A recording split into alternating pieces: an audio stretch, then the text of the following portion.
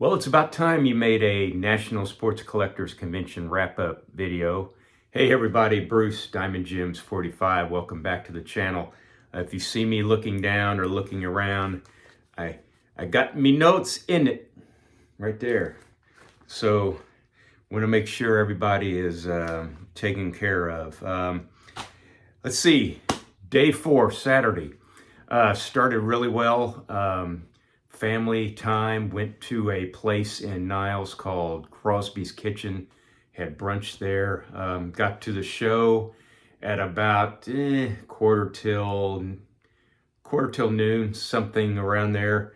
Had my daughter's cookies with me and took 4 of the cookies straight to the CIA booth because they were so generous in putting on the get-together on Thursday night. So there were 4 guys working at the time, and they all got a cookie, and they were much appreciative. Took some more over to Craig Halbig's table. He's a fellow tri-stater from my area, and they were most appreciative too. And I took 3 up to Matt's table upstairs. I'm sure you figured it out too. You would go around to the back of the upstairs, past the International, then come back to Matt's table is what I did every time. And that was a lot easier way to get to it. They were most appreciative too. Then I handed out some to YouTubers I would see here and there. And then I was down to 1 cookie, and that went to me. So, golly, I bought 1 card, and I'll show you that later. It's for inventory. It fits in well with my niche, post-war Hall of Famers, if not icons. I got some shout outs here. I'm going to look at my notes again because I don't want to miss out on anybody. Scott with Stooks Baseball Cards and Curiosities gave me this Ken Keltner exhibit card. Thank you, Scott. Also gave me a great can of root beer called Killebrew Root Beer. It was awesome. When I have to make a long drive and I go on the surface streets and finally get on the interstate, I take that drink with me. And once I get on the interstate, that's when I open up the drink and enjoy it on my drive back home, which took forever from northern Illinois to southwestern Indiana. And on the back, there's Scott right there. Then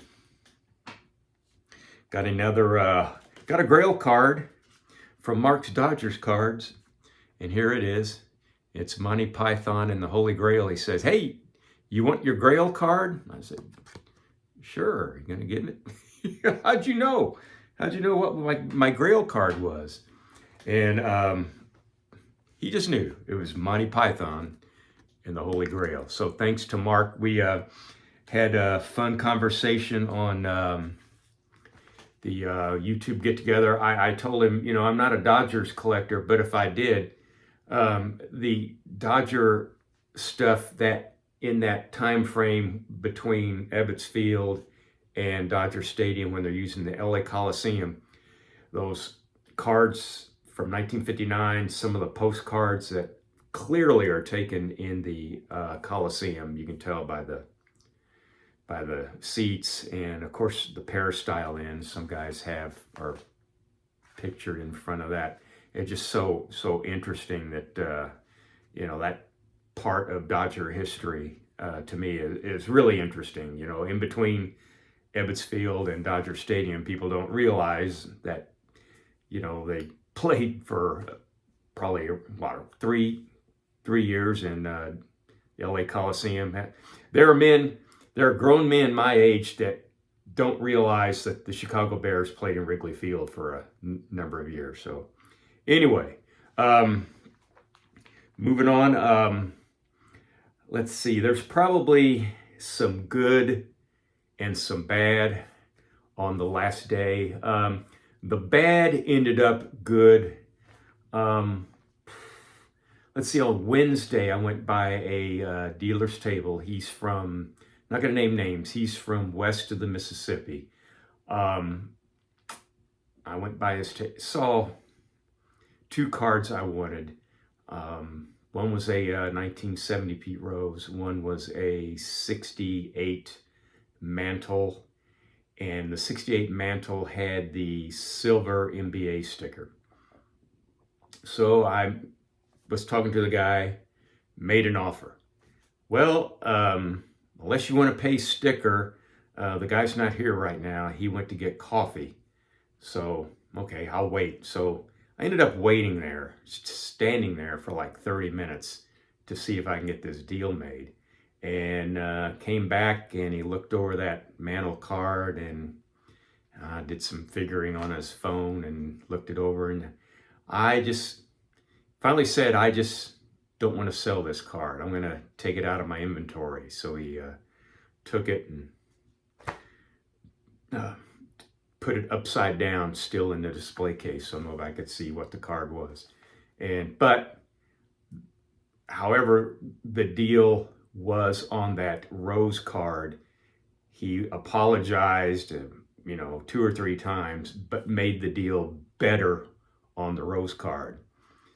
But still, he took it out of his inventory, but it was there Saturday for probably 20-25% more than it was on Wednesday.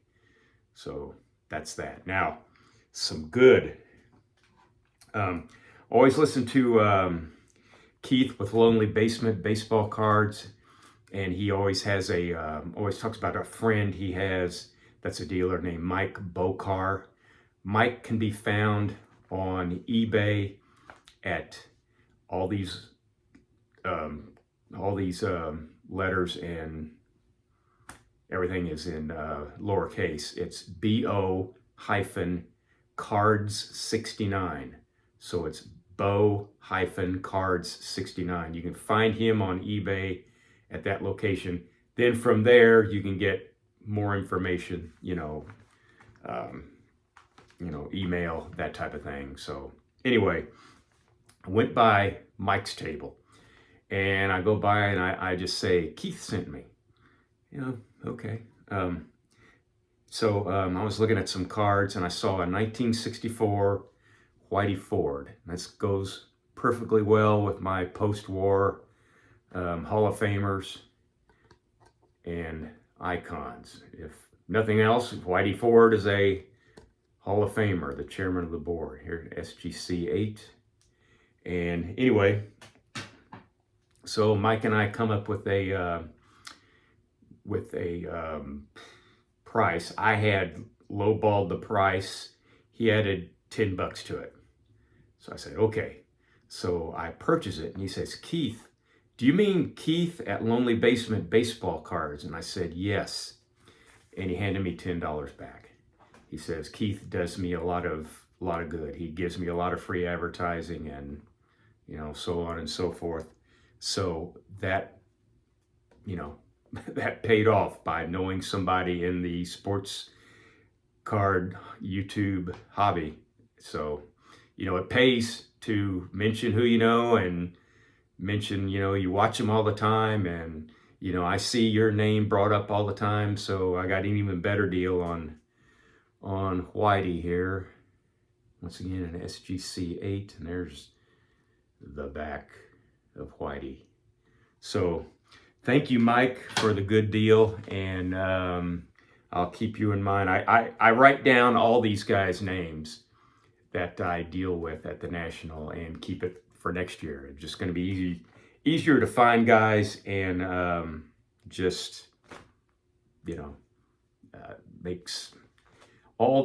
takes out all the roaming time and that type of thing. And it's just going to make it easier on you, and you have less steps, which I calculated at 58,711 for the 4 days I was at the National. Shout out once again to Stooks Baseball Cards and Curiosities. Keith at the Lonely Basement Baseball Cards. We got together early on on Wednesday, and we're sitting there waiting for the show to open. John Wade Boggs Collector, who was really nice at the get together on Thursday. Mark Dodgers Cards, as I mentioned earlier. Picker Jim. I tell you what, Picker Jim, I'd be walking the show and I'd look up and there's Picker Jim. And believe me, that's a good thing. Picker Jim is a really nice guy, has a wealth of knowledge about the hobby. You know, as Boston as they come, but Picker Jim is a real nice guy. Met a guy, the Boston Kid 7832, Jonathan. We went back and forth on Thursday night at the get together with, trivia back and forth, that type of thing. And that was a lot of fun. And once again, I can't say enough about the generosity of this hobby community. The get together at the Lowe's on Wednesday, the YouTube get together on Thursday. It just, I I just can't even fathom the generosity and the good feelings all this creates, and it's just a great hobby to be in. Can't wait for the next national. In fact, drove home Sunday, got back mid evening, got a phone call practically right when I got back. They called me from my work. You know, I drive dealer trades for a Chevrolet dealership in Evansville, Indiana.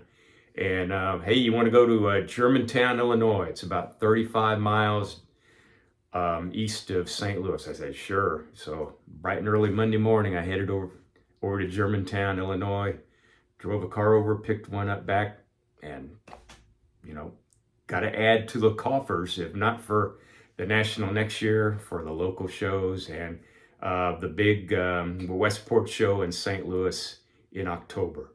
And boy, that's about it for my wrap-up video for the national. Like I said, can't wait for the next one.